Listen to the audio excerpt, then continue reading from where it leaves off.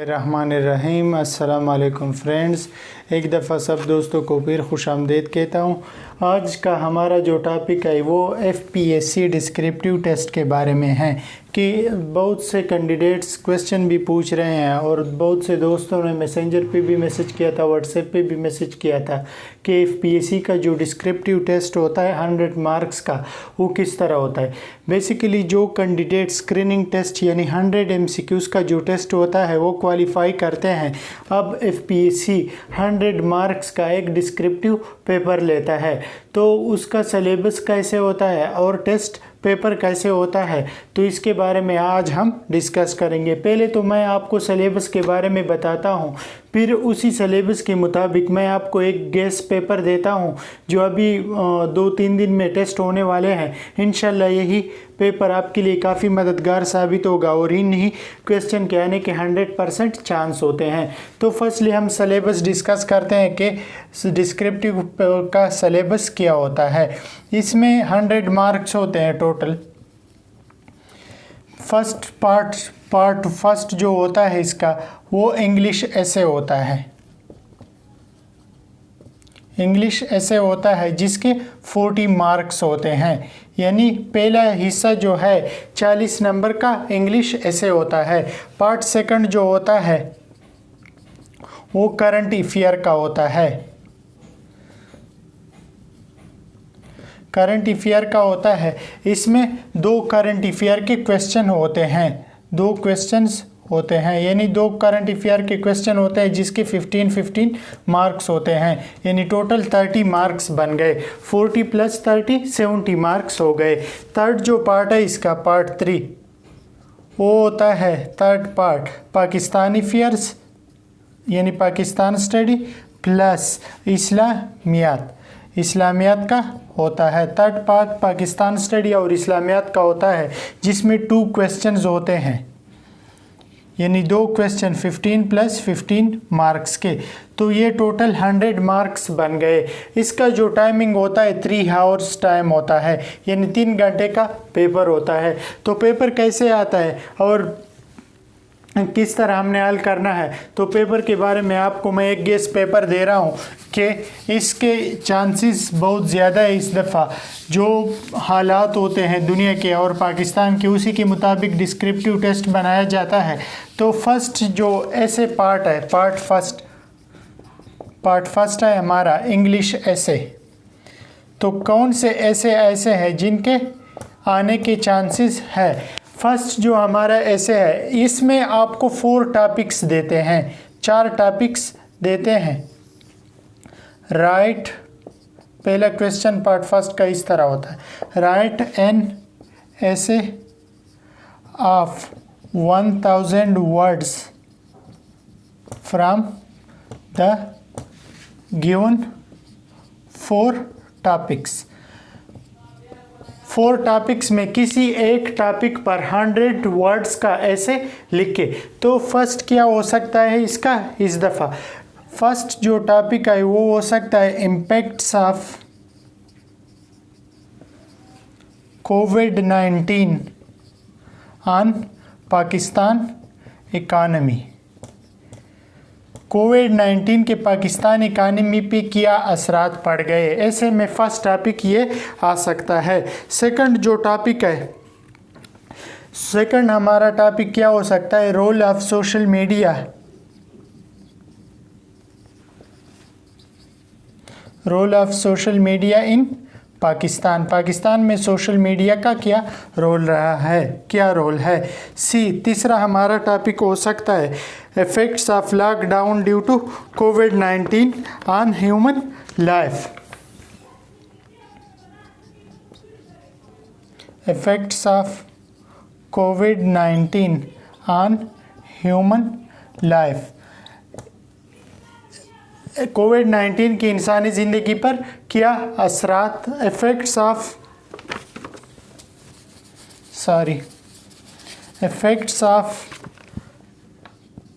Lockdown due to कोविड-19 on human life, यानी इंसानी ज़िंदगी पर कोविड-19 के लॉकडाउन की वजह से क्या असरात पड़ गए।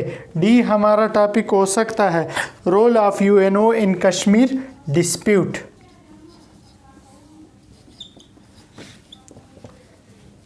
कश्मीर डिस्प्यूट, कश्मीर का जो मसला है इसमें अक़वाम मुत्तहिदा का क्या रोल रहा है या क्या रोल है। ये 4 टॉपिक हो गए। ये 4 टॉपिक में आपने एक पे ऐसे लिखना है कि एक पे आपने 1000 वर्ड्स का ऐसे लिखना है। तो इन 4 टॉपिक्स में से चारों के आने के बहुत ज़्यादा चांसेस है। आप इन 4 टॉपिक्स को याद करें, इनको बार बार रिपीट करें तो इंशाल्लाह अगर चारों नहीं आते तो 1-2 के आने के चांसेस बहुत ज़्यादा है। इन्हीं करंट अफेयर जो करंट सिचुएशन होती है उन्हीं से ऐसे उठा लेते हैं।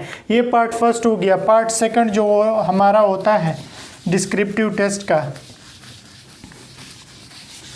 कम से कम जो पार्ट फर्स्ट है ना इंग्लिश ऐसे का, इस पे आपने कम से कम जो टाइमिंग है ना 3 आवर्स है, यानी 180 मिनट्स होते हैं। आपके पास कितना टाइम होता है 180 मिनट्स, 180 मिनट्स आपके पास होते हैं। तो 180 मिनट्स में कम से कम 100 मिनट्स का जो है आप ऐसे पे लगाएं तो 80 मिनट्स में बाकी जो 4 क्वेश्चन है वो इजीली कवर हो सकते हैं। तो पार्ट सेकंड हमारा है करंट अफेयर्स का। करंट अफेयर्स के कौन से क्वेश्चन आने के चांस हो सकते हैं तो वही भी मैं लिख लेता हूँ। करंट अफेयर के हमारे पास जो है क्वेश्चन, फर्स्ट क्वेश्चन ये आ सकता है what are the external and internal challenges. What are the external and internal challenges faced by CPEC?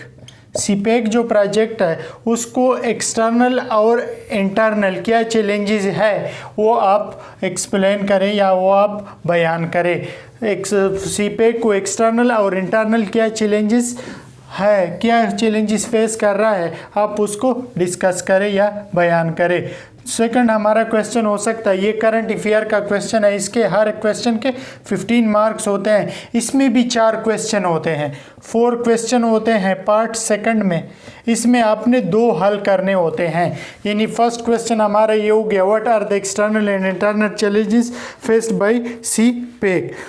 दूसरा हो सकता है हमारा effects of inclusion of Kashmir territory in Pakistan map।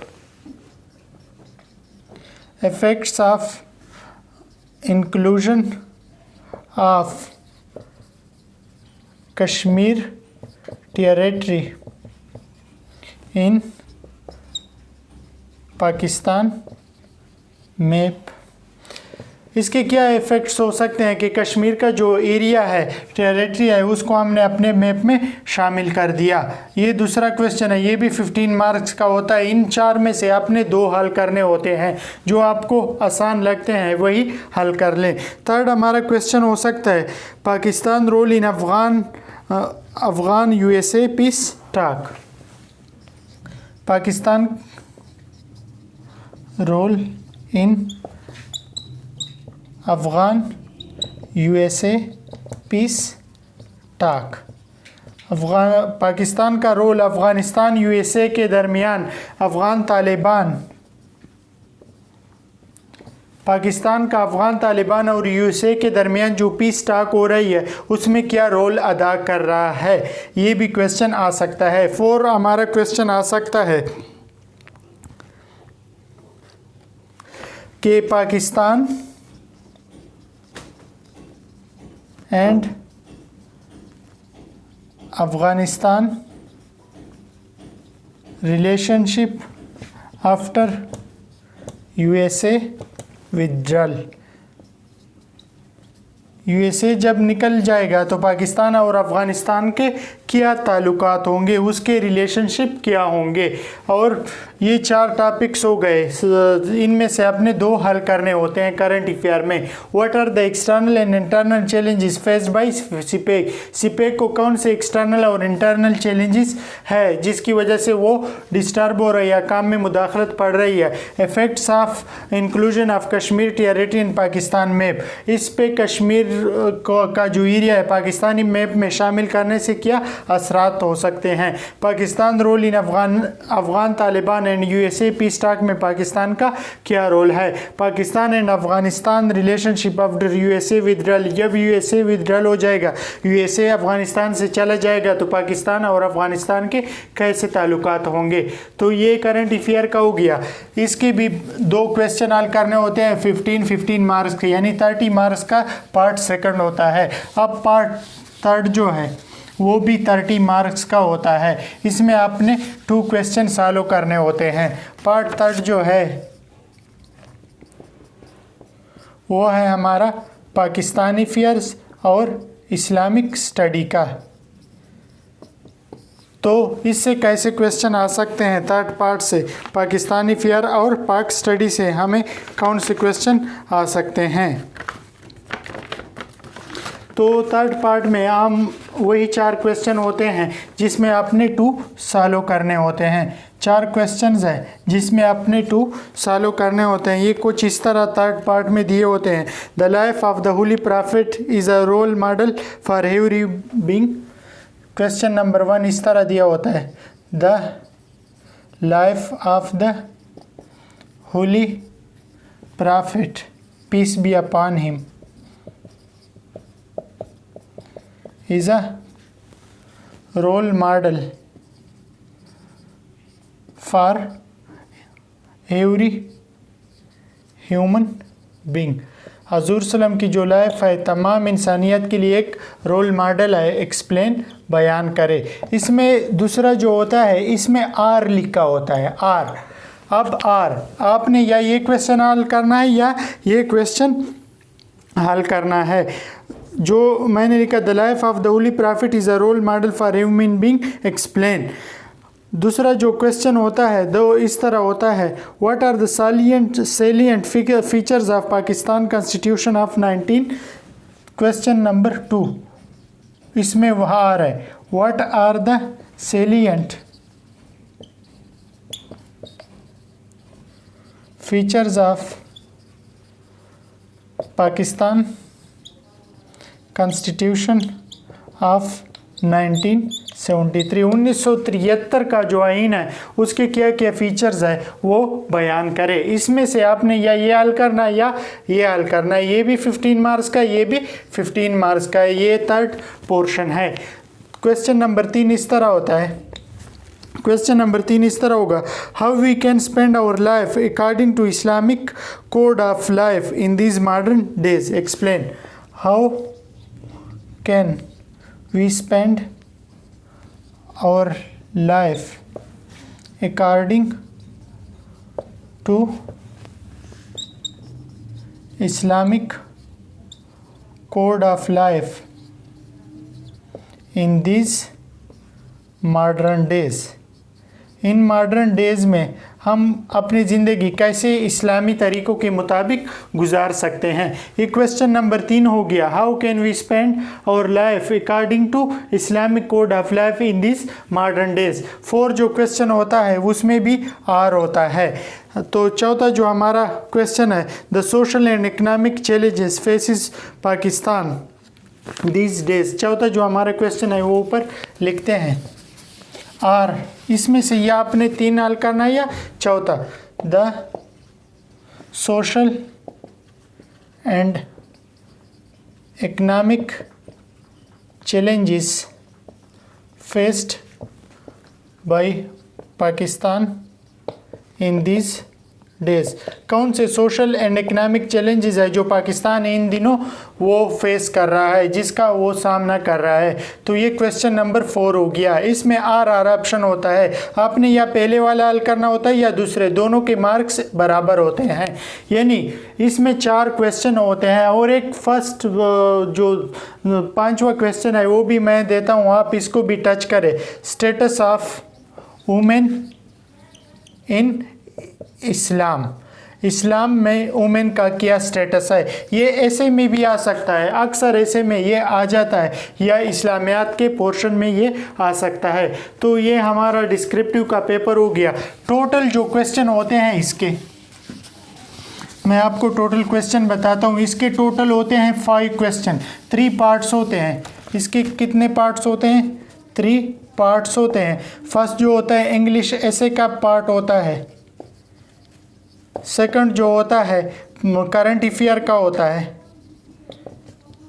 और थर्ड जो होता है पाकिस्तान स्टडी और इस्लामिक स्टडी का होता है। तो जो एक क्वेश्चन है ऐसे का 40 मार्क्स का एक क्वेश्चन इससे आता है, और करंट अफेयर के 2 क्वेश्चन आते हैं 30 मार्क्स के, यानी एक भी 15 का होता है मार्क्स का और दूसरा भी 15 का होता है। थर्ड जो है इसमें एक क्वेश्चन आता है और एक में 2 क्वेश्चन इसके होते हैं और 2 क्वेश्चन इसके होते हैं। इसमें एक हल करना होता है और इसमें एक हल करना होता है। तो ये भी 2 क्वेश्चन होते हैं 15-15 मार्क्स के, तो ये भी 30 मार्क्स आ जाते हैं। तो टोटल क्वेश्चन होते हैं 5 क्वेश्चन आपने हल करने होते हैं 100 मार्क्स के। तो इंशाल्लाह जो लोग डिस्क्रिप्टिव टेस्ट देना चाहते हैं तो उसके लिए काफ़ी रहनुमाई हासिल हो गई होगी इस वीडियो से।